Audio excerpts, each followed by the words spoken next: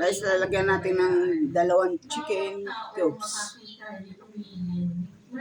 Papadagdag ng lasa. Palibak na nagtatawat sinasabi ang ganito. Nagtiwala siya sa Diyos. Kasi ako guys, hindi ako naglalagay ng bechin. Ang pinaka-bechin ko na ito. Cubes. Chicken cubes. Bakit hindi intindihin? Diyos ko, bakit naman ako iyong pinabayaan? May pangkat Tapos, na guys, makabulong na sa aking paligid. lagyan natin ng asukal. Nasa gitna yung asong mababangis. Mga kamay ko at paay butas sa takong matulis.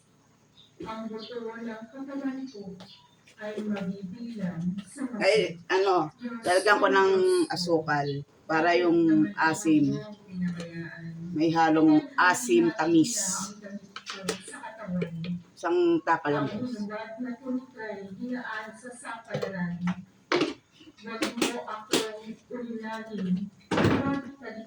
Ginagamit ko guys brown na sugar para hindi siya Bilisan mo ang pagtulong.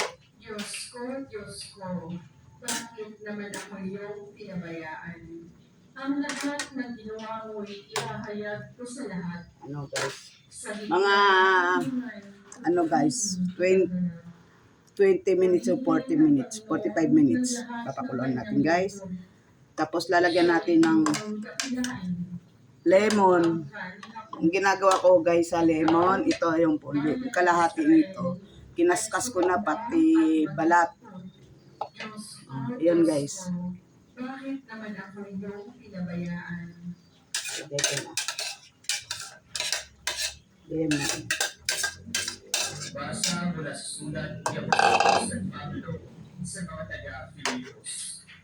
Si Kristo Jesus, bagamat siya Diyos, ay hindi nagpilit na manatiling kapantay ng Diyos.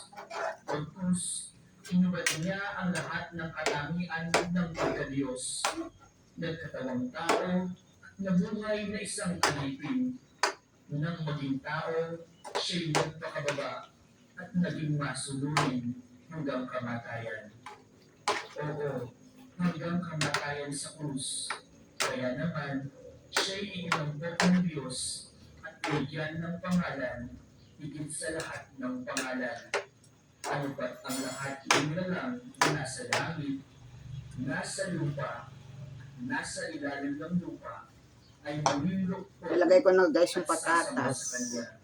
At ipapahayag sa lahat si Jesucristo ang Panginoon sa ikararangal ng Diyos Ama.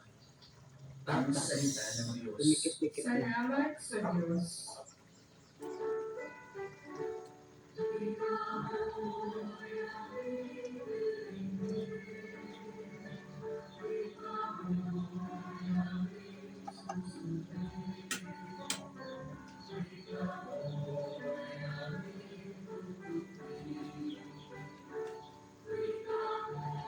Lalagyan natin ng siling lara guys.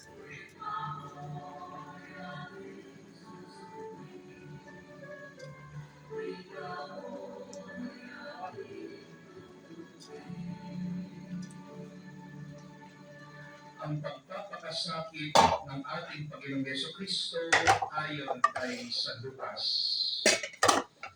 Pagkain sa iyo, Panginoon,